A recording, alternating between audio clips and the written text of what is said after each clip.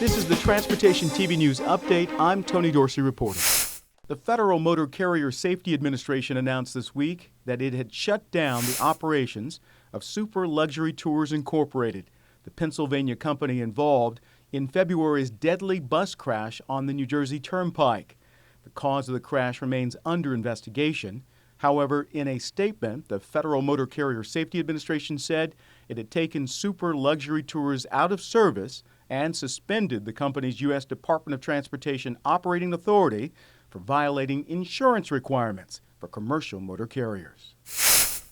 In California, the negative impacts on businesses and communities along the state's iconic Highway 1 were worsened recently when another mudslide forced the closure of a second segment of the scenic coastal highway. The latest incident occurred about 25 miles south of Big Sur. Earlier in March, another section of Highway 1 north of Big Sur dropped into the Pacific Ocean. Caltrans is working to reopen the highway as quickly as possible. More than 1,000 spectators, including at least 50 invited guests from transportation agencies from as far away as China, watched the Utah Department of Transportation make history March 26th. UDOT shut down Interstate 15 in both directions, 30 miles south of Salt Lake City.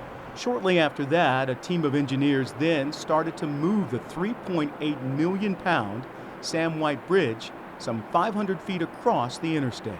We believe that this is the largest bridge ever moved in the Western Hemisphere. This thing is just about the length of a football field, including end zones, at 354 feet. So it's the biggest. It's a little bit more complicated than a normal pickup here as well, because we've built the bridge in two spans, and we're going to pick it up with two self-propelled modular transporters. UDOT used a technique called accelerated bridge construction to build the Sam White. Over the past 9 months, it was constructed away from traffic just yards away from its permanent location. ABC lessens the impact on motorists by reducing highway closures from months to days. It also improves work zone safety and speeds project delivery. When we build a bridge off-site and then roll it into place, we don't impact people's lives nearly at all. The first bridge we built, we moved it over a weekend, so it was over 48 hours.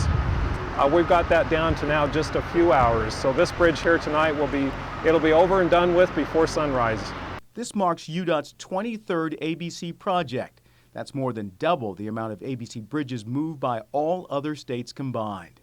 And Njord was correct. The bridge was moved into place before sunrise, some 3 hours ahead of schedule. And this programming note, Transportation TV was on location for the UDOT bridge move. Watch for a special report on the entire I-15 corridor expansion project coming soon to Transportation TV.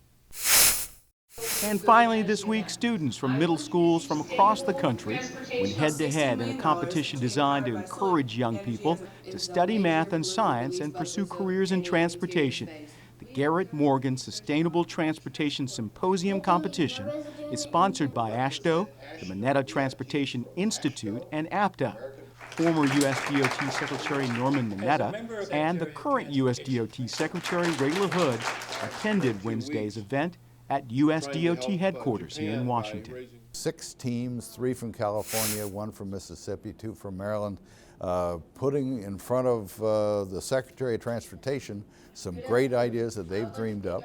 All these students study transportation and prepare for this competition.